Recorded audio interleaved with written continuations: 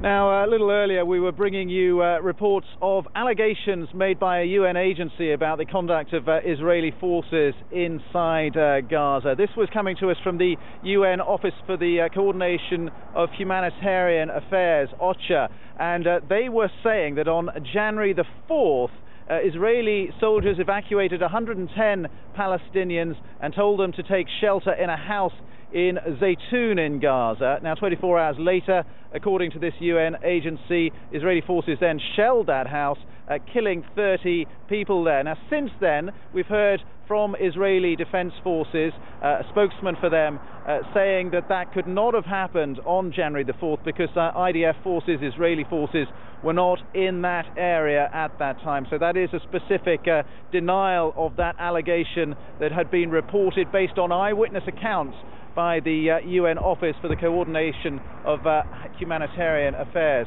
Well, now I'm joined here at the border by Captain Elie Isaacson of the Israeli Defense Forces, who's going to talk to us about the situation as it continues here. We can hear Captain Isaacson further shelling, further bombardment. What is the latest military position as you understand it?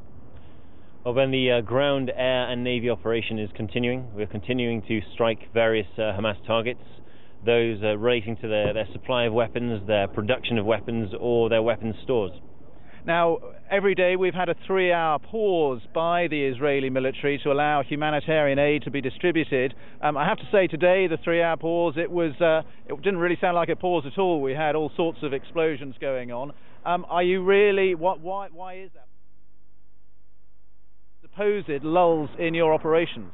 It's a very important point. In addition to the humanitarian efforts, wherein tons and tons and truckloads, 89 trucks went in just yesterday of humanitarian aid that went into Gaza.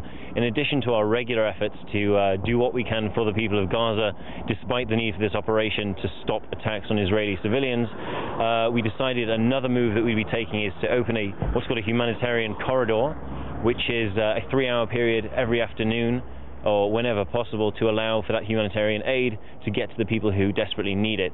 The Hamas decided not to respect the lull. They decided that they would fire rockets, despite that they fired 6 rockets yesterday towards Israel.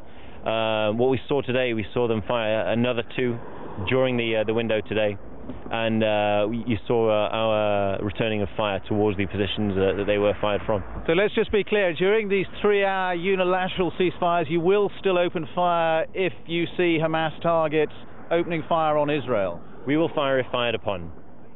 Now, the United Nations were saying that yesterday they had to suspend their aid operations, the movement of aid inside Gaza, because one of their convoys was attacked, one of their UN drivers was killed. Are you investigating that? Well, I can't talk about that particular incident at the moment. I believe there will be more information provided later on today. What I can tell you is that we are continuing to coordinate with a number of humanitarian organizations, including USAID, the World Food Programme, the Red Cross, Médecins Sans Frontières, and several others who we coordinate on a daily basis. 14 days into this operation, the death toll, according to the Palestinian medical officials, is now above 770, an enormous death toll, something like 3,000 wounded, and that's only in 14 days. I can tell you we don't have accurate figures. Figures are often, in these situations, people rely on, I would call them less than reliable sources. It's important to note that figures could be exaggerated. We're doing absolutely everything we can to avoid any unnecessary risks, both to our own personnel and to civilians who are unconnected to the terrorists, while attempting to continue to target the people who are insisting on firing rockets at civilians. Okay, Captain Elie Isaacson of the Israeli Defense Forces, thank you very much indeed for joining us here at the border.